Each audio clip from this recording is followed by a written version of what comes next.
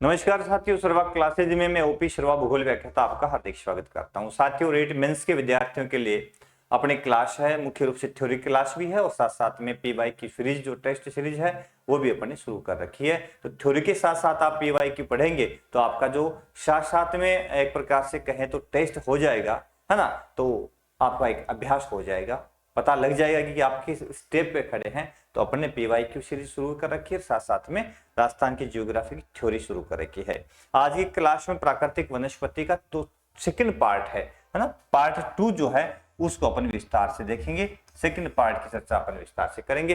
कौन कौन से वन राजस्थान में पाए जाते हैं, क्या इनकी विशेषता है। तो शुरू करते हैं साथियों इन शब्दों के साथ में कि हर रात ये सिखाती है, हर रात ये सिखाती है कि दोस्तों अंधेरे के बाद उजाला आता है। हर रात ये सिखाती है दोस्तों कि अंधेरे के बाद उजाला आता है। कितने ही कांटे बिखरे क्यों न हो राह में मगर, कितने ही कांटे क्यों न बिखरे हो राह में मगर, गुलाब गुलाब उन कांटों में खिलता है। गुलाब खूबसूरती से उन कांटों में ही खिल जाता है। तो यदि आपके जिंदगी में कांटे का होने का मतलब अनेक परेशानियां है, उसके बावजूद भी आप यदि दृढ़ संकल्पित होकर मेहनत कर रहे साथियों, तो जिंदगी में आपको सफलता अवश्य मिलती है। तो आप जरूर मेहनत कर रहे हैं, अच्छा प्रयास कर रहे हैं और आशा करता हूं कि आपको अपने मिशन में कामयाबी अवश्य मिलेगी। तो शुरू करते हैं आज की क्लास, जिसमें वनस्पति का पार्ट सेकंड है ना, जिसके अंदर अपन ने कई भाग देख लिए। जैसे शुष्क वन जो है उसकी बात कर ली थी। इसके अलावा अपन ने मिश्रित पतझड़ वन वाले वन है जो, इसकी बात कर ली थी, है ना। जो मिक्स्ड डेसिडियोस जो फॉरेस्ट है इनकी चर्चा कर ली थी। इसके अंदर अपन ने इस मुख्य रूप से ये साल वन है जो कहाँ कहाँ मिलते हैं, धाक्य वन कहाँ कहाँ मिलते हैं, धोंक वन मुख्य रूप से कहाँ कहाँ मिलते हैं। जो सर्वाधिक क्षेत्र पर पाए जाने वाले राजस्थान की वनस्पतियों में धोंक वन ही होते हैं मुख्य रूप से। इसकी चर्चा, बांस की चर्चा कर ली थी। आज अपन चर्चा करते हैं अर्ध उष्ण कटिबंधीय सदाबहार वन। ठीक है, तो अर्ध उष्ण कटिबंधीय सदाबहार वन, तो सदाबहार वन है मुख्य रूप से तो सब ट्रॉपिकल एवरग्रीन फॉरेस्ट। अब ये जो सदाबहार है सदैव हरे भरे रहते हैं, है ना, सदैव हरे रहते हैं। और हरे रहने के कारण पीछे क्या है कि इसमें अनेक प्रजातियां वृक्षों की अनेक प्रजातियां पाई जाती है। यदि एक वनस्पति जो है उसके अंदर यदि पतझड़ आता है तो दूसरी वनस्पति जो है उसमें हरियाली रहती है। इसका मतलब सभी वृक्षों की जो प्रजातियां उसके अंदर से एक समान एक समय विशेष में पतझड़ नहीं आता, है ना। इस कारण से अपन कह सकते हैं वास्तव में कि ये सदैव हरे भरे रहते हैं। ये वन राज्य में अर्ध उष्ण भागों में पाए जाते हैं। ठीक है, राजस्थान में ये सदैव हरे भरे रहते हैं। इनका विस्तार राजस्थान में कहा मिलता है, माउंट आबू के अंदर, सिरोही जिले के अंदर। कहा मिलता है, माउंट आबू में, सिरोही जिले के अंदर इन वनों का विस्तार मिलता है। ये कुल वन क्षेत्र के 0.4%, यानी जो कुल वन क्षेत्र राजस्थान का है उसके 0.4% भूभाग पर ये फैले हुए हैं, है ना। इसमें मुख्य वृक्ष कौन से है, आम, बांस और सागवान। यही वन में यहां सर्वाधिक मिलते हैं, आम, बांस और सागवान। ठीक है, तो पूछ ले कि इन वनों में सर्वाधिक कौन से वृक्ष मिलते हैं, तो आम, बांस और सागवान के वृक्ष ये सर्वाधिक मिलते हैं। ये सर्वाधिक है कहां, तो राजस्थान में। जो सदाबहार वनों की जब बात आती है तो सदाबहार वन मुख्य रूप से राजस्थान के अंदर है, तो कहां पे है, सिरोही के अंदर। कहां पे, माउंट आबू, सिरोही के अंदर। अब सिरोही जिला मुख्य रूप से अपन ये रहा। ठीक है, इस सिरोही के अंदर मुख्य रूप से इस भाग के अंदर भी ये कौन से वन मिलते हैं आपको, यहां माउंट आबू का क्षेत्र है। मुख्य रूप से आपको कौन से वन मिलते हैं साथियों, सदाबहार, सदाबहार वन मिलते हैं। ये जगह लिख देते हैं अपन, यहां तो जगह से मतलब है माउंट आबू। ठीक है, ये वाला भाग, जिला कौन सा है, सिरोही। यहीं पे अरावली की सबसे ऊंची चोटी गुरु शिखर है, 1722 मीटर ऊंचाई जिसकी है, इसी भाग में है। ठीक है ना। तो आपको पता होना चाहिए। अगला बिंदु, चौथा प्रकार जो वनों का है वो साथियों कौन सा है अपना, वो है नदी तट वाले वन, है ना। डेल्टाज या डेल्टिक फॉरेस्ट भी कहते हैं इनको, जो नदियों के डेल्टाओं में पाए जाते हैं मुख्य रूप से, है ना। तो डेल्टिक फॉरेस्ट या नदी तट वाले वन, नदियों के बेसिनों में ये वन मिलते हैं। अरावली के पूर्व में आम, बड़े, पीपल, नीम, शीशम, सालर, महुआ, अरावली के पूर्व के अंदर, है ना। आम, बड़े, पीपल, नीम, शीशम, महुआ, ठीक है, सालर, गूलर, सेमल, तेंदू, रोयडा, अशोक आदि के वृक्ष मिलते हैं। अरावली के पश्चिम में रोयडा, बबूल, अब पश्चिम में थोड़ी कम वर्षा होती है तो कांटेदार वन, ठीक है ना, छोटी पत्ती वाले वन मिलेंगे, तो रोयडा, बबूल, खेर, खेजड़ा, है ना, झाला, करजड़ी, केर, आंवला, धुअर, है ना, आदि के वृक्ष मुख्य रूप से मिलते हैं। तो यह वन कौन से है, नदी तट वाले वन, नदी के किनारे मुख्य रूप से मिलते हैं। तो पश्चिम भाग में कम वर्षा के कारण रोडा, बबूल, खेर, खेजड़ी मिलते हैं, और पूर्वी भाग में थोड़ी सी ठीक वर्षा होती है, इस कारण वहां पे बड़, पीपल, नीम, शीशम, सालर, महुआ, है ना, गुलर, सेमल, तेंदू आदि के वृक्ष मिलते हैं।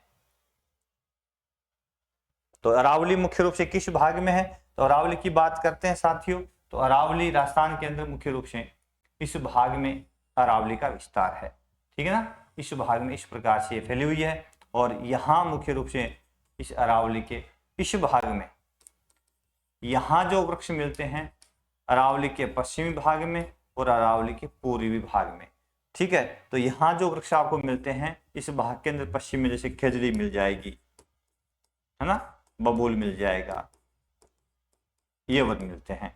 और यदि अरावली के पूर्व भाग की चर्चा करते हैं अपन, तो यहां जो वृक्ष आपको मिलेंगे इस भाग में, तो अच्छे वृक्ष मिल जाएंगे। यहाँ वर्षा तो ठीक होती है, तो इस भाग में सालर है, आम है, महुआ है ना, आदि के वृक्ष आसान से, पीपल है, बड़ है, ठीक है, ये वृक्ष आपको आसानी से उपलब्ध हो जाएंगे। तो अरावली के पश्चिम और पूर्व में नदी तट वाले वन। अगला बिंदु, अब अगला बिंदु आता है मेरे साथियों कौन सा, अगला है कि उष्ण कटिबंधीय कांटेदार और झाड़ी वाले वन। अब देखो उष्ण कटिबंध, इसका मतलब राजस्थान के अरावली के पश्चिम भाग में मिलेंगे आपको, भाई शब्द ही उष्ण कटिबंध, तो उष्ण कटिबंध आपने जलवायु यदि पढ़ लिया है तो राजस्थान के पश्चिमी भाग में ही उष्ण कटिबंध मुख्य रूप से है, ठीक है। तो ट्रॉपिकल थॉर्न, ठीक है, फॉरेस्ट, है ना, ट्रॉपिकल थॉर्न फॉरेस्ट, तो मुख्य रूप से ट्रॉपिकल थॉर्न फॉरेस्ट कहां मिलते हैं, राजस्थान के पश्चिमी भाग में। ये राजस्थान के पश्चिमी भाग में 25 से 50 सेमी वर्षा वाले क्षेत्रों में, 25 से 50 सेमी, इसका मतलब हो गया किस भाग में, अरावली के नजदीक अपन जाते हैं, है ना, अरावली से पश्चिम में यदि अपन पहुंचते हैं तो पश्चिमी इलाका जो मध्यवर्ती क्षेत्र पूरा आ जाता है इसमें, ठीक है। इसमें मुख्य रूप से प्रमुख वृक्ष मिलते हैं खेजड़ा, रोयडा, बेर, जाल, कंटीले, बबूल, केर आदि वृक्ष मिलते हैं, क्योंकि पश्चिम भाग में 25 से 50 सेमी वर्षा वाले क्षेत्रों में यही वन मिलने हैं, यही पेड़ मिलने हैं, रोडा, बेर, बबूल, जाल, कंटीले, है ना, बबूल वगैरह है, केर, खेर, यही मिलने हैं। क्योंकि ये जो भाग है पश्चिमी, यहाँ पर कांटेदार वृक्ष होते हैं, उसका कारण है अनुकूलन।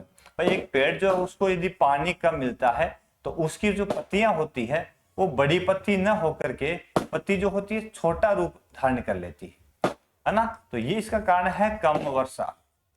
कम वर्षा के कारण ये पत्तियां पानी कम उपलब्धता होती है तो छोटा रूप हो जाती है, और ये एक प्रकार से क्या है, वृक्षों के अंदर क्या अनुकूलन, क्या है, एक प्रकार का अनुकूलन पाया जाता है मुख्य रूप से। ये वन जोधपुर, बीकानेर, सीकर, अजमेर, झुंझुनू, जयपुर और दौसा में मिलते हैं। अब जोधपुर, बीकानेर, सीकर, अजमेर, झुंझुनू, है ना, जयपुर, दौसा, तो अरावली के आसपास वाला पूरा क्षेत्र इसमें शामिल हो जाता है, ठीक है ना। अब ये जिले कौन कौन से मुख्य रूप से हैं, तो ये आ गया अपना झुंझुनू जिला, उसके अलावा आप आ गया अपना सीकर जिला, इसके अलावा यहाँ पे पूछ लिया है अपने अजमेर जिला, इसके अलावा इसमें पूछ लिया है दौसा जिला, ठीक है। तो ये जयपुर के पास में ये टोंक, ये दौसा जिला, और इसके अलावा पूछ लिया अपने को इसके अंदर सीकर जिला आई गया अपना,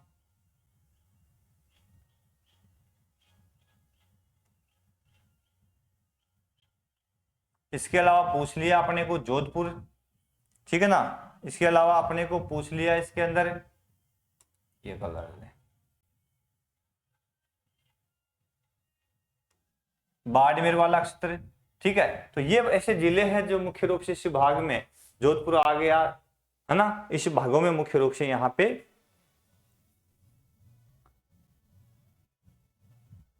हाँ जोधपुर आ गया, बीकानेर, सीकर, अजमेर, झुंझुनू, जयपुर से ये, ठीक है, दौसा यहां तक आ गए ना।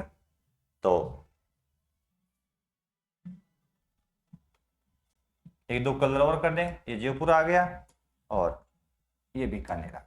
अब ये से जिले हैं जो मुख्य रूप से वृक्ष मिलते हैं। अब ऐसा न माने, क्योंकि नागौर में भी यदि अपन बात करते हैं नागौर की, तो नागौर में भी ये वृक्ष मिलते हैं आराम से, है ना। तो नागौर के अंदर भी कुचामन डीडवाना जो जिला है, यहाँ पर भी इस तरह के वृक्ष है वो आपको मिल जाते हैं। आप जिलों के क्रम देख लिए, ये कौन सा जिला हो गया आपका, बीकानेर, ठीक है ना। तो बीकानेर में ये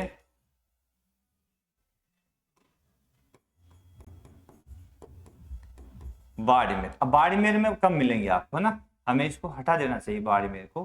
बाकी यहाँ क्योंकि अब बिला है ना, फलोदी में मिल जाएंगे इस तरह के पेड़ जो है, फलोदी में मिल जाएंगे, सॉरी माफ कीजिएगा, बालोतरा, बालोतरा में इस तरह के वृक्ष आपको मिल जाएंगे। ये आ गया आपका जोधपुर, ये आ गया आपका नागौर, ये नागौर, ठीक है। ये आ गया आपका अजमेर, ये आ गया आपका जयपुर, ये आ गया आपका दौसा, ठीक है। इसके अलावा ये आ गया आपका झुंझुनू और ये बच गया आपका कुचामन डीडवाना। इनमें ये वृक्ष मिल जाते हैं आपको, खुले खुले मिल जाते हैं, है ना। ज्यादा कंसंट्रेटेड नहीं मिल सकते, ज्यादा भीड़ भाड़ नहीं मिलती, लेकिन खुले खुले ये वन आसानी से उपलब्ध हो जाते हैं। अब अगला वनस्थल जो प्रकार, सॉरी वनों का जो प्रकार है वो कौन सा है मेरे साथियों, तो अगला है अपने पास में शुष्क वन, है ना, शुष्क ड्राई फॉरेस्ट। अब शब्द ही शुष्क है, तो राजस्थान का पूर्णतः पश्चिम भाग आ गया, जैसलमेर, बाड़मेर, फलौदी, है ना, ये इलाका मुख्य रूप से जिसमें शुष्क वनस्पति पाई जाती है। जो इन वनों का विस्तार राज्य में शुष्क और अर्ध उष्ण मरुस्थलीय भागों में पाया जाता है, जहां पे आधार की वर्षा 25 सेंटीमीटर से कम वर्षा होती है। अब 25 से कम जैसलमेर, बाड़मेर, फलौदी वाला जो इलाका आ गया आपके, है ना, इसमें 25 सेंटीमीटर से कम वर्षा होती है। इनका विस्तार जैसलमेर, बाड़मेर, बालोतरा, फलौदी, चूरू और बीकानेर जिलों के अंदर ही मिल जाती है। अब एक जिले के अंदर एक ही तरह की वनस्पति ये तय नहीं है, तो एक जिले में शुष्क भी मिल सकती है, अर्ध शुष्क भी मिल सकती है, ठीक है ना। तो दोनों तरह की वनस्पतियां पाई जा सकती है। तो यहाँ पे चूरू है, बालोतरा है, बीकानेर है, जैसलमेर है, बाड़मेर है ना, आदि क्षेत्र शामिल है।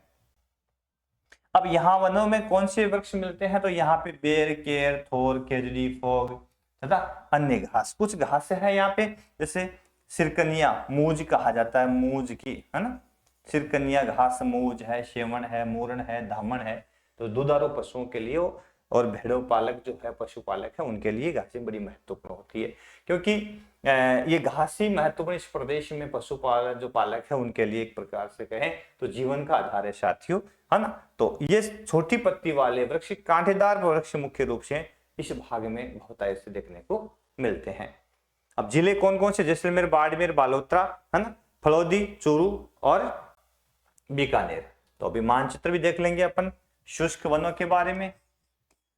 तो शुष्क वन कहाँ कहाँ मिलते हैं मेरे दोस्तों, तो शुष्क वन की बात करते हैं तो जिले में आपको अभी इंडिकेट कर देता हूं। ये तो हो गया अपना जैसलमेर, ठीक है, उसके बाद में ये हो गया अपना बाड़मेर, उसके बाद में ये हो गया अपना बालोतरा, इसके बाद में ये थोड़ा चेंज करें, ये हो गया अपना फलौदी, इसके बाद में ये हो गया अपना बीकानेर, ये हो गया अपना चूरू, ठीक है। ये जिले मुख्य रूप से इसके अंदर शामिल किए गए हैं जहां पे शुष्क वनस्पति पाई जाती है। अब नाम से इंडिकेट कर दूं मैं, ये हो गया अपना बाड़मेर, बाड़मेर से अलग करके बनाया गया था बालोतरा, ठीक है। और उसके बाद में ये जिला जो था यह बनाया गया था राजस्थान का सबसे बड़ा जिला जैसलमेर। ठीक है, यह जोधपुर से अलग किया गया था फलौदी, जिसकी सीमा आजकल पाकिस्तान से लग रही है। तो हालांकि पूरा इसका कितनी क्या सीमा लंबाई चौड़ाई आ जाएगी एस्टीमेट पूरा तो पता लग जाएगा। ये अपना बीकानेर, ठीक है, और ये चूरू, ठीक है।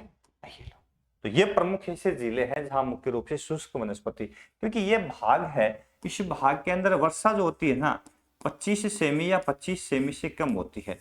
तो 25 सेमी या उससे कम वर्षा वाला क्षेत्र है ये मुख्य रूप से पाकिस्तान की सीमा के सहारे सारे, है ना।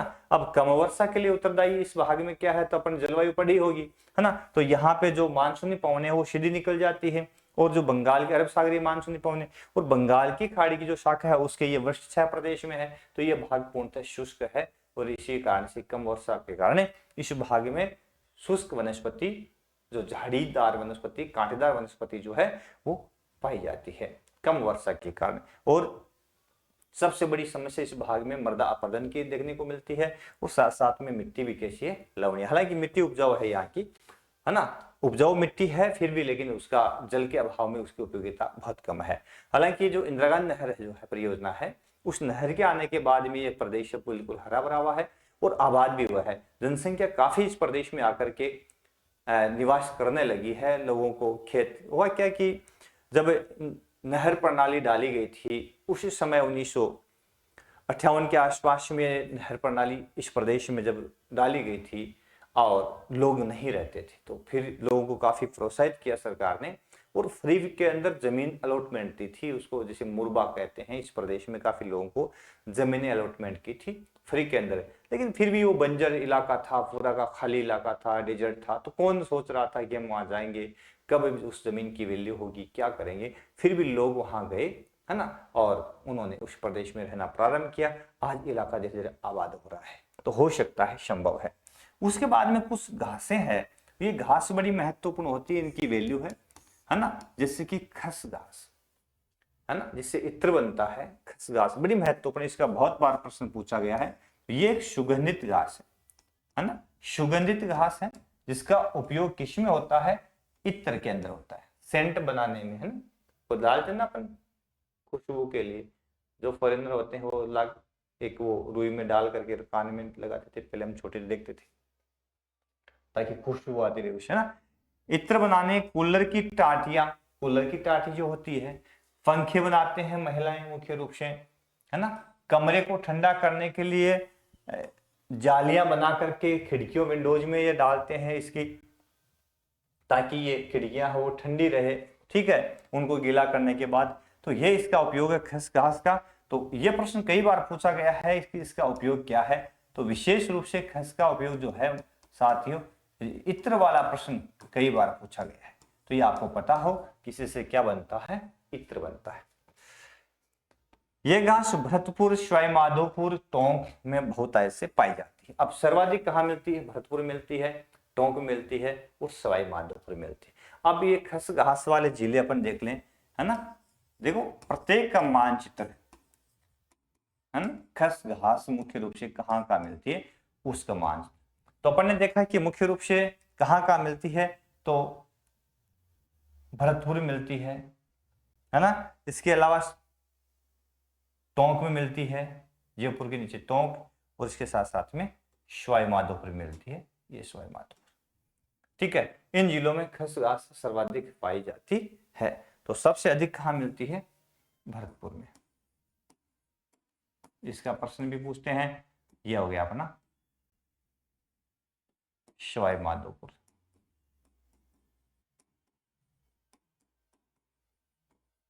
और ये जिला हो गया अपना कौन सा,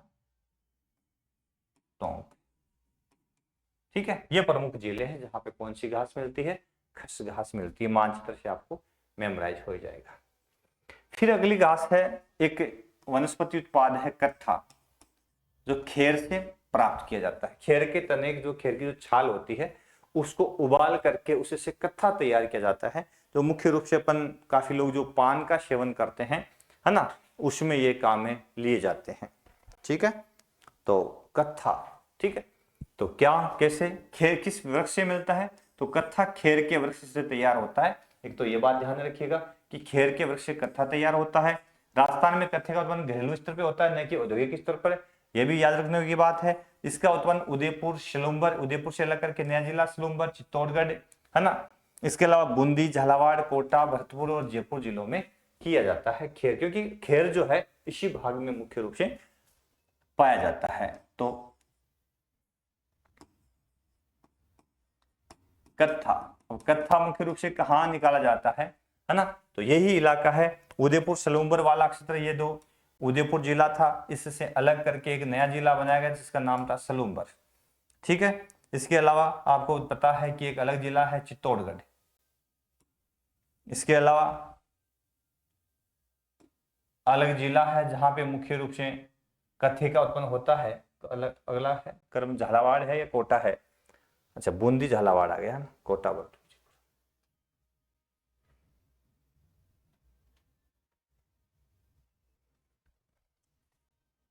कोटा आ गया है ना। इसके अलावा बूंदी आ गया, इसके अलावा झालावाड़ आ गया। ठीक है, इसके अलावा भरतपुर आ गया। ठीक है, तो ये ऐसे जिले हैं मुख्य रूप से जहां पे क्या तैयार होता है, कत्था तैयार होता है। अब जिले कौन कौन से हैं, ये तो आ गया अपना भरतपुर, ठीक है, ये आ गया अपना झालावाड़, खेर से कत्था तैयार होता है।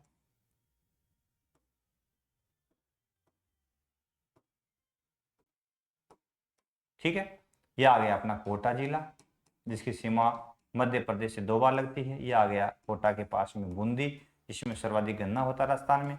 यह आ गया अपना उदयपुर जिसमें जिसको झीलों की नगरी कहते हैं, सर्वाधिक झीलें। ये उदयपुर से अलग किया गया है सलूम्बर जिला। ठीक है, और ये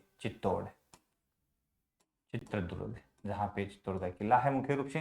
ठीक है, ये ऐसे क्षेत्र है जहाँ पे मुख्य रूप से क्या है, खेर से कत्था तैयार किया जाता है। याद हो जाएगा, देख लेना आराम से, हो ही जाना चाहिए मेरे हिसाब से। मेरा तो प्रयास यही है कि बड़े एक्सप्लेन के साथ में मानचित्र द्वारा करेंगे ना तो आपको याद हो जाएगा। अब एक झाड़ी आती है आंवलिया झाबुई झाड़ी। आंवलिया झाबुई झाड़ी का प्रश्न भी बहुत बार पूछ लिया गया है। तो ये एक झाड़ी नुमा पौधा है, इसकी छाल जो है इसका उपयोग चमड़ा साफ करने के लिए किया जाता है। तो ये प्रश्न पूछा गया है, कई बहुत बार पूछा गया है कि आंवलिया झाबुई झाड़ी का उपयोग मुख्य क्या है, तो चमड़े को साफ करने के लिए इसका उपयोग किया जाता है। ठीक है ना, अब ये आप ध्यान रखोगे। एक आता है तेंदुपत्तियां। अब तेंदु के जो वृक्ष है उनकी पत्तियों से बीड़ी बनती है साथियों।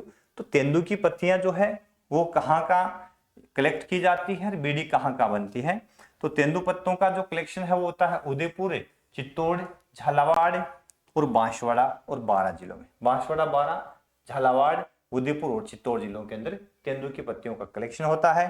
और बीड़ी बनाने का कार्य सर्वाधिक होता है टोंक, जयपुर, अजमेर, ब्यावर, है ना, कोटा, नशीराबाद के अंदर। तो ये सब क्षेत्र है जहां पे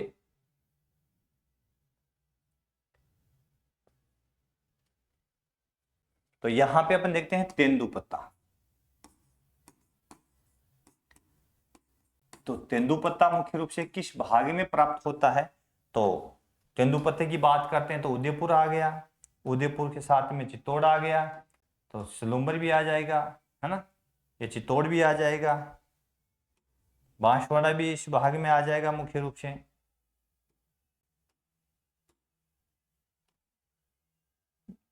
बारां भी आ जाएगा। ठीक है ना, तो ये क्षेत्र है जहां पे तेंदुपत्ते जो है उसका कलेक्शन मुख्य रूप से किया जाता है। ठीक है, तो इसके अलावा बीड़ी बनाने का कार्य कहाँ कहाँ होता है। अब बीड़ी बनाने वाले जो जिले हैं उसको यदि अपन एक ही कलर से कलर कर दे, जैसे ये ब्यावर और अजमेर दोनों जिले आ गए, इसके साथ में ये आ गया जयपुर के पास में टोंक, ये जयपुर। ठीक है, ये ऐसे जिले जहां पे सर्वाधिक क्या बनाई जाती है, बीड़ी बनाई जाती है। ठीक है, तो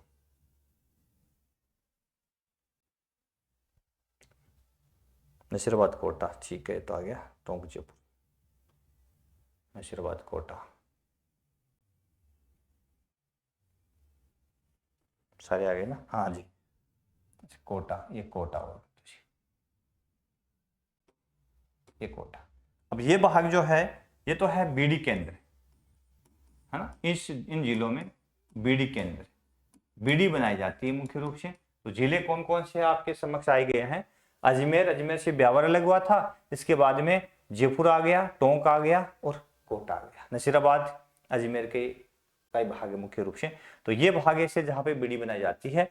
और ये जो भाग है इन जिलों के अंदर बीड़ी तेंदु पत्ते इकट्ठे किए जाते हैं, तेंदु पत्ते, है ना? तो उनका कलेक्शन होता है। उसमें देख लो अपने जिले कौन से है, सलूम्बर, उदयपुर, सलूम्बर, बांसवाड़ा, है ना? इसके अलावा अपना ये चित्तौड़गढ़, इसके अलावा 12 आ गया, इसके अलावा आ गया अपना कोटा, कोटा तो इसी आंध्र है ना, तो 12 आ गया। तो ये जिले मुख्य है जहां पे मुख्य रूप से क्या किया जाता है, तेंदु पत्ते है उसका कलेक्शन मुख्य रूप से किया जाता है। ठीक है ना, याद रखिएगा। अब अगला प्रश्न है, राजस्थान का राज्य वृक्ष कौन? खेजड़ी, है ना? जांटी भी कहते हैं इसको, खेजड़ी भी कहते हैं, है? और महत्वपूर्ण है क्योंकि यह पश्चिमी राजस्थान जो है उसके अंदर इसका बड़ा महत्व है, क्योंकि पश्चिम राजस्थान में जो ये खेजड़ी के पेड़ बहुतायत इससे मिलते हैं। तो एक प्रकार से कहें तो पारिस्थितिक संतुलन के लिए, पारिस्थितिक संतुलन बनाए रखने के लिए इनकी बड़ा रोल है इस खेजड़ी के वृक्ष का, है ना? तो ये पेड़ पश्चिमी रेगिस्तान के लिए एक प्रकार से कहें कल्प वृक्ष भी कहलाता है ना? समी वृक्ष भी इसको कहते हैं। तो इसकी बड़ी वैल्यू है। तो देखें, ये राज्य का वृक्ष खेजड़ी राज्य वृक्ष है मुख्य रूप से। स्थानीय भाषा में इसको जांटी भी कहा जाता है। इसका वैज्ञानिक नाम प्रोसिपिस सिनेरेरिया, ये इसका वैज्ञानिक नाम है ना? प्रोसिपिस सिनेरेरिया इसका वैज्ञानिक नाम है।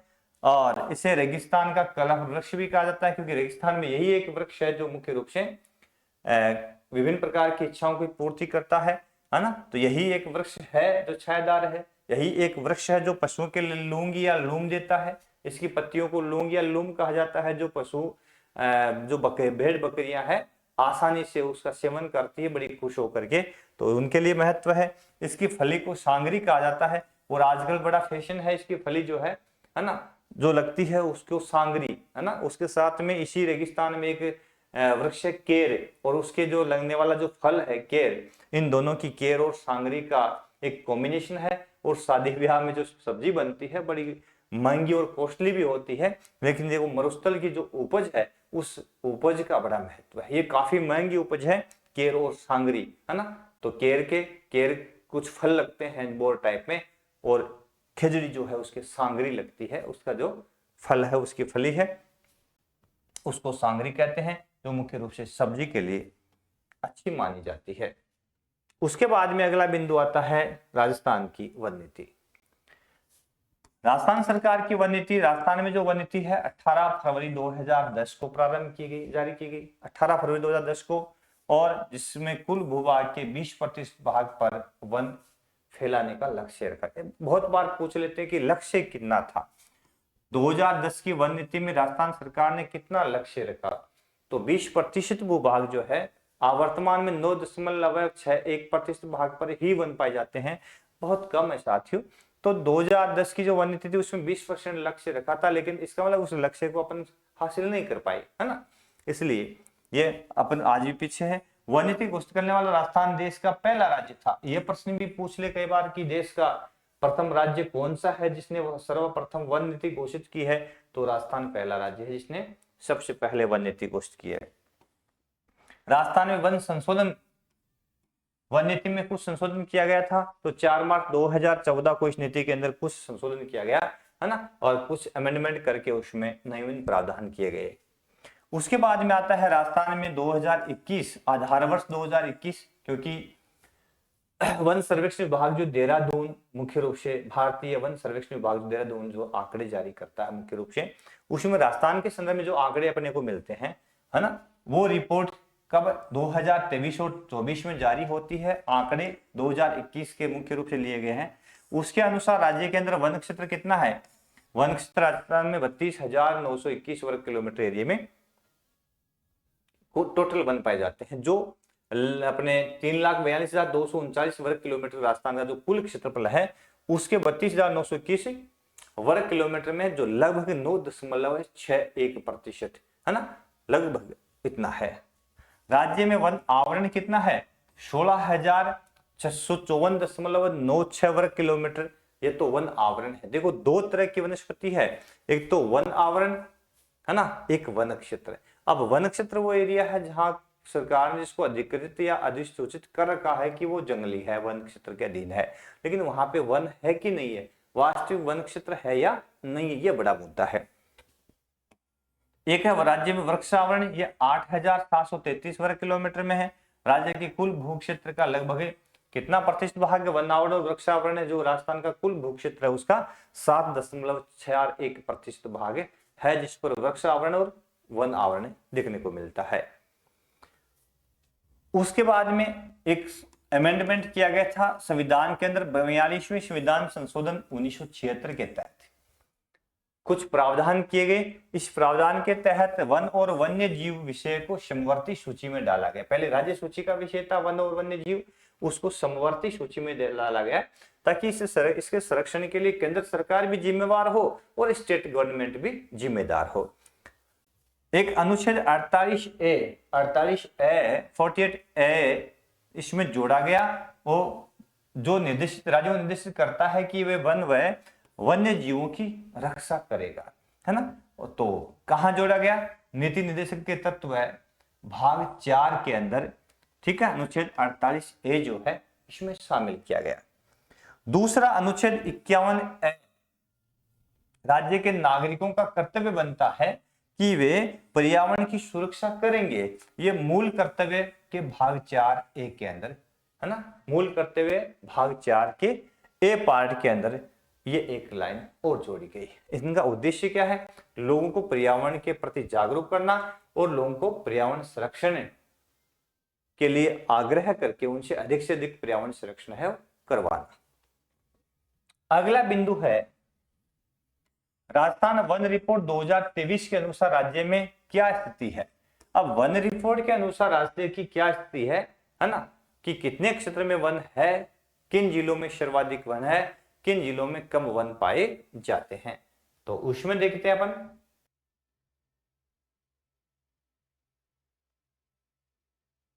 ठीक है, अब देखिए अगला बिंदु है कि राजस्थान में वन रिपोर्ट 2023 के अनुसार राज्य में क्या अवस्थिति है, स्थिति क्या राजस्थान की, तो किस स्टेज पे है राजस्थान मुख्य रूप से। तो इसकी स्टेज यदि अपन देखेंगे तो 2023 के अनुसार जो रिपोर्ट अपने पास में है, जिसमें आंकड़े 2021 के हैं, तो उसमें आरक्षित वन क्षेत्र 12,176.24 वर्ग किलोमीटर में है। क्योंकि वैधानिक तरीके से अपन देखेंगे तो आरक्षित है, संरक्षित है, अवर्गीकृत है, 3 कैटेगरीज में इसको अपन कैटेगराइज करते हैं साथियों। तो इसके अंदर सर्वाधिक जो है आरक्षित वन क्षेत्र 12,176, संरक्षित या रक्षित जिसको कहते हैं तो 18,564 वर्ग किलोमीटर, और अवर्गीकृत जिसको नॉन क्लासिफाइड कहते हैं वो 2,123 वर्ग किलोमीटर में फैले हुए वन है। अब अपन बात करते हैं सर्वाधिक जो आरक्षित वन है किन जिलों के अंदर है। तो सर्वाधिक आरक्षित वन की बात आती है ना, तो सर्वाधिक उदयपुर, चित्तौड़ और अलवर के अंदर। अब 2023 में जो जिले जो थे उसमें रिपोर्ट अपने पुराने जिलों के अकॉर्डिंग ही है, तो जो नए जिले बने हैं उनको पुराने जिले जिससे तोड़ के बनाया है उसी में अपन मानेंगे। तो उदयपुर, चित्तौड़ और अलवर, ठीक है। तो इसमें आरक्षित वन क्षेत्र है उदयपुर, अलवर और चित्तौड़। तो मानचित्र में देख लेंगे ये 3 ऐसे क्षेत्र है जहां पे सर्वाधिक आरक्षित वन है, ठीक है, ये जिले आरक्षित वन सर्वाधिक। तो उदयपुर, ठीक है, अब इसमें सलूम्बर भी आ गया, उदयपुर आ गया, चित्तौड़ आ गया और ये अलवर जिला आ गया। समझ गए? कलर मैंने सेम रख दिया ताकि आपको याद भी रहे इस बिंदु को। फिर दूसरा है संरक्षित वन। जब संरक्षित वन की बात आती है तो इसमें जिले आते हैं सर्वाधिक संरक्षित कहां कहां मिलते हैं, रक्षित कह दो से संरक्षित कह दो की बात है, तो 12 करौली, उदयपुर। तो इसमें कौन कौन से आते हैं? 12 करौली, उदयपुर। अब देखो इसके अंदर ये 12, ये करौली और ये उदयपुर। तो उदयपुर में रक्षित भी है तो सर्वाधिक 12 मिलते हैं, और उसके बाद में करौली और फिर उदयपुर। तो 12 करौली जिला और एक उदयपुर। इन तीनों में मुख्य रूप से कौन से मिलते हैं, सर्वाधिक वन कौन से मिलते हैं, आरक्षित। इसमें 12 first, Karauli second, Udaipur third स्थान पे है, यानी क्षेत्र के अनुसार अपन चर्चा करें तो। तीसरा बिंदु इसमें साथियों है अपना कि अवर्गीकृत सर्वाधिक कहाँ है, तो बीकानेर, गंगानगर, जैसलमेर के अंदर। अब देखो बीकानेर, गंगानगर, जैसलमेर के अंदर मुख्य रूप से ये 3 ऐसे जिले हैं जहां पे अवर्गीकृत वन है। ठीक है, अवर्गीकृत है, तो ये सर्वाधिक है ना। तो बीकानेर, जैसलमेर, गंगानगर, तो ये भी आपको पता हो मुख्य रूप से ये जिला जैसलमेर, ये जिला बीकानेर, जैसलमेर, और ये अपना गंगानगर। ठीक है, याद रखिएगा सर्वाधिक आरक्षित कहां पे है, सर्वाधिक किन 3 जिलों के अंदर रक्षित है और किन जिलों में अवर्गीकृत फॉरेस्ट है। फिर अगला आता है कि राजस्थान में सर्वाधिक वन क्षेत्र, राजस्थान में सर्वाधिक वन क्षेत्र, तो सर्वाधिक वन क्षेत्र वाले जिले हैं 4 ऐसे जिले जहां पे सबसे अधिक वन क्षेत्र पाया जाता है। तो सबसे अधिक उदयपुर मिलता है 4161.92 वर्ग किलोमीटर के अंदर। दूसरा स्थान आता है 12 का 2253.42 वर्ग किलोमीटर। तीसरा स्थान आता है करौली का 1810.73 वर्ग किलोमीटर, और चौथा है चित्तौड़ का 1788.61 वर्ग किलोमीटर। तो उदयपुर, 12, करौली, चित्तौड़ से 4 जिले हैं जहां पे सर्वाधिक वन क्षेत्र मिलते हैं। सबसे अधिक आपको कौन सा मिलता है, उदयपुर। तो उदयपुर, 12, करौली और चित्तौड़। अब इसमें देखो सर्वाधिक वन क्षेत्र वाले जिले कौन से हैं, सर्वाधिक वन क्षेत्र। तो सबसे पहले आपको तो टॉप वाला याद रखना है, तो उदयपुर, इसमें सबसे अधिक 1% पाया जाता है। ठीक है ना, फर्स्ट। ठीक है, तो उदयपुर, इसके अलावा चित्तौड़, 12 और करौली। तो ये हो गया अपना चित्तौड़ जिला, ये हो गया अपना 12 जिला, और ये हो गया अपना करौली जिला। तो ये 3 ऐसे जिले हैं जहां पर सर्वाधिक वन क्षेत्र पाया जाता है। सबसे टॉप में कौन सा, अपना उदयपुर है। फिर अगला देखो इसमें न्यूनतम वन क्षेत्र। अब न्यूनतम पूछ लिया है, तो न्यूनतम वन क्षेत्र की जब बात आती है तो आपको कौन से जिले मिलेंगे, पश्चिमी चूरू में बहुत कम वन क्षेत्र है, 73.73 वर्ग किलोमीटर ही है। दूसरा हनुमानगढ़ का न्यूनतम में, तीसरा नागौर और जोधपुर। तो चूरू, हनुमानगढ़, नागौर, जोधपुर। अब मानचित्र में देख लो, है ना, तो सबसे न्यूनतम में चूरू पहले स्थान पे है। ठीक है, इसके अलावा नागौर आ गया, ये नागौर, कुचामन, निर्वाणा अब एक ही है उस टाइम में, इसलिए दोनों को एक मानेंगे। और ये जोधपुर, और ये हो गया हनुमानगढ़। ठीक है, ये 4 जिले मुख्य रूप से हैं जहां पे न्यूनतम वन क्षेत्र पाया जाता है। फिर अब प्रतिशत में चलते हैं, तो सर्वाधिक वन क्षेत्र का प्रतिशत कहां कहां मिलता है। तो साथियों सर्वाधिक वन क्षेत्र का प्रतिशत की बात आ जाए ना, तो प्रतिशत में सबसे अधिक, अब क्योंकि एरिया छोटा है, छोटे एरिया में जो वन क्षेत्र कम होते हुए भी छोटे जिले के अंदर उसका प्रतिशत ज्यादा हो सकता है, समझिए ना आपको। तो सबसे अधिक प्रतिशत कहां मिलता है, प्रतापगढ़ के अंदर 37.46% एरिया है। दूसरा स्थान उदयपुर का जो क्षेत्र सबसे अधिक है, लेकिन प्रतिशत में उदयपुर सेकंड स्थान पे है और पहला प्रतापगढ़ का है। प्रतापगढ़ जो है सर्वाधिक वन क्षेत्र में कहीं नहीं है, लेकिन प्रतिशत में टॉप पे है। करौली 32.66% और 12 32.16%। तो प्रतापगढ़, उदयपुर, करौली और 12 ये 4 जिले मुख्य रूप से है। तो यहां पे अपन देखते हैं, ये तो आ गया अपना जिला जो है कौन सा, प्रतापगढ़, प्रतिशत सर्वाधिक पहले स्थान पे। और ये आ गया अपना उदयपुर, ये आ गया अपना 12, ये आ गया अपना करौली। ठीक है, ये 4 जिले जहां पे सर्वाधिक वन प्रतिशत पाया जाता है राजस्थान के अंदर वन रिपोर्ट 2003 के अनुसार। अब न्यूनतम वाले देख ले अपन, तो न्यूनतम 1% आपको कहां मिलेगा, वही प्रतिशत पूछा गया है, तो अपन कहां देखेंगे, तो वही पश्चिमी इलाके जहां पे क्षेत्र कम है, प्रतिशत भी कम है ना, चूरू, जोधपुर, नागौर, जैसलमेर, इसका मतलब वही क्षेत्र आ गया, चूरू, जोधपुर, नागौर, जैसलमेर। अब देखो ये चूरू आ गया, न्यूनतम में फर्स्ट स्थान आ गया इसका, है ना, चूरू का, ठीक है। ये आ गया अपना नागौर, ये आ गया अपना जोधपुर, ये आ गया अपना जैसलमेर। तो इसमें प्रतिशत भी न्यूनतम, हर वन क्षेत्र भी न्यूनतम पाया जाता है। यही जिले हैं जिसमें प्रतिशत भी कम है और वन क्षेत्र भी कम पाया जाता है। उसके बाद में अगला बिंदु आ रहा है अपने समक्ष, वन विकास संबंधित प्रमुख परियोजनाएं। अब तक कौन कौन सी परियोजनाएं राजस्थान में चली है जिनका उद्देश्य वनों का विकास करना है साथियों। तो पहली परियोजना है जिसका नाम है वृक्षारोपण परियोजना। जब वृक्षारोपण परियोजना की बात आती है मेरे दोस्तों, तो ये योजना 1978 में चलाई गई, केंद्र और राज्य सरकार ने मिलकर के चलाई, जिसमें ये पूछ लेते हैं कई बार कि मरु वृक्षारोपण परियोजना में केंद्र और राज्य का बजट क्या रहेगा, अनुपात क्या है, तो दोनों का सहयोग अनुपात 75.25 का है ना, 75:25 का है। नहीं, सेंट्रल गवर्नमेंट जो है इसमें 75% खर्च करेगी, तो 25% जो है स्टेट गवर्नमेंट है वो उसमें मिला करके वित्तीय सहायता करेगी सेंट्रल गवर्नमेंट, तो केंद्र सरकार के सहयोग से स्टेट गवर्नमेंट भी 25% लगा करके उस योजना को आगे चलाएगी।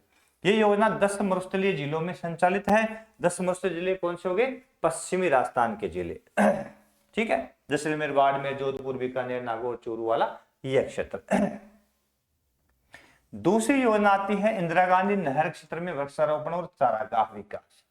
तो इंदिरा गांधी नहर क्षेत्र कौन सा हो गया, गंगानगर, हनुमानगढ़ से अपन चलते हैं, बीकानेर आ गया, चूरू आ गया, है ना, बाड़मेर, जोधपुर आ गया, जैसलमेर तक अपन पहुंच गए। तो यहाँ पे नहर का विकास है। तो ये योजना जापान के सहयोग से 1990-91 में प्रारंभ की गई थी, है ना। इसका उद्देश्य किसके सहयोग से, जापान के सहयोग से। तो जापान के सहयोग से मुख्य रूप से ये योजनाएं चल रही है। जापान की एक कंपनी है जिसका नाम है OACF, है ना। OACF जो है एक कंपनी है, उसके सहयोग से ये योजना मुख्य रूप से चलाई जा रही है। एक है अरावली, अगली योजना है अरावली वृक्षारोपण परियोजना। अब अरावली जो पर्वतीय क्षेत्र है उसमें अधिक से अधिक पेड़ पौधे लगाने के लिए जापान सरकार ने इसके लिए भी देखो वृक्षारोपण के लिए, है ना, जापान सरकार ने खूब सहयोग किया है राजस्थान सरकार का। तो यहाँ की एक संस्था OACF जो है उसने मुख्य रूप से जापान की इस संस्था ने सहयोग किया है, अरावली क्षेत्र में वृक्ष लगाए अधिक से अधिक, उसके लिए पेड़ पौधे, उसकी रखवाली करना, उनका विकास कैसे उसका ध्यान रखना। इसे 1 अप्रैल 1992 से शुरू किया गया था और ये राज्य के 10 जिलों में ये भी संचालित है। जो अरावली जो पर्वत श्रेणी है उसके आसपास के जिले है, यानी जिसमें अरावली पर्वत श्रेणी का विस्तार है उन जिलों में ये योजना संचालित है। जैसे उदयपुर आ गया, सिरोही आ गया, अजमेर आ गया, है ना, राजसमंद आ गया, जहां पे अरावली पर्वत श्रेणी है उन जिलों में। उसके बाद में अगला भाग आता है वानिकी विकास परियोजना। वानिकी विकास परियोजना का उद्देश्य है, ये भी जापान की OACF के सहयोग से 1995-96 से प्रारंभ की गई। यह राज्य में गैर मरुस्थलीय 15 जिले शामिल है इसके अंदर, जिसमें 10 गैर मरुस्थलीय और 5 मरुस्थलीय, ठीक है, 5 मरुस्थलीय, इस प्रकार की योजना है, जिलों में शुरू की गई थी। सन 2000 में से बंद भी कर दिया गया। इसकी लागत कितनी थी, 145 करोड़ रुपए की लागत थी वानिकी विकास परियोजना, ठीक है ना। फिर अगला बिंदु आता है, अगली विकास योजना कौन सी है, एकीकृत वनीकरण व पर्यावरण विकास परियोजना। एकीकृत वनीकृत पर्यावरण विकास परियोजना, इस योजना के तहत सरकार द्वारा देखिए किन जिलों में, राज्य के कोटा, झालावाड़, बांसवाड़ा, टोंक, उदयपुर और सरिस्का, अलवर में वृक्षारोपण की ये योजना चलाई थी, एकीकृत वनीकरण पर्यावरण विकास परियोजना, ठीक है। इसका उद्देश्य है बंजर भूमि से में सघन वृक्षारोपण करके उस प्रदेश को हरा भरा बनाना। फिर आगे है, अगली योजना है मरु प्रसार रोकथाम। मरु प्रसार है तो इसका मतलब ये पश्चिमी जो मरुस्थलीय जिले हैं उसी में चलेगी, क्योंकि मरु प्रसार तो उसी प्रदेशों से हो रहा है ना। तो ये 1999-2000 में प्रारंभ की गई थी और केंद्र सरकार ने राज्य के 10 मरुस्थलीय जिलों में योजना चलाई।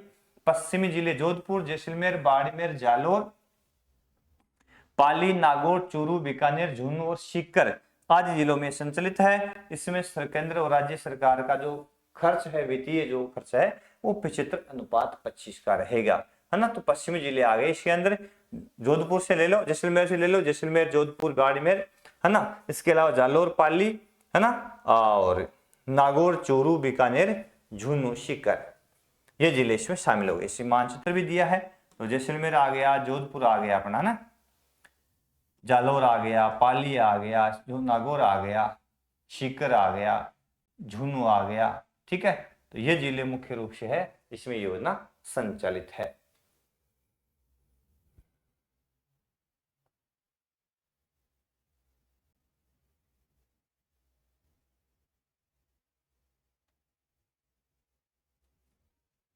ठीक है, कौन सी योजना संचालित है यहाँ पे? अरे मरु प्रसार रोकथाम, मरु प्रसार रोकथाम योजना, ठीक है। इन 10 जिलों में मुख्य रूप से ये संचालित है। अगला देखो आप, अगला है राष्ट्रीय वनीकरण कार्यक्रम।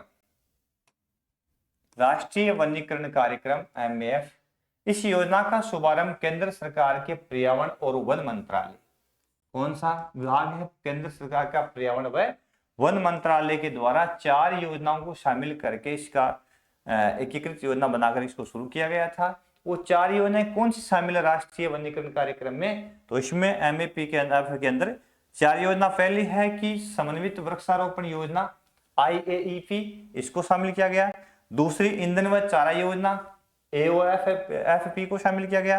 तीसरी अकाष्ठ वनोपज संरक्षण और विकास योजना NTFP को शामिल किया गया।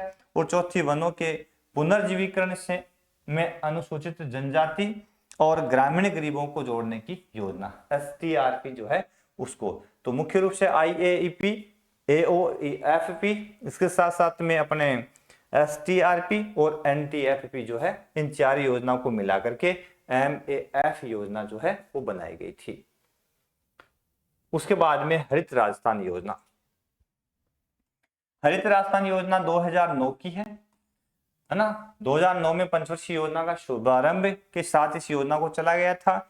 यह है राज्य में 5 साल के लिए बनाई गई थी, है ना। हरित राजस्थान 5 वर्षीय है, ये भी ध्यान रखना आप कि ये कितने वर्षीय है, तो 5 वर्षीय योजना है।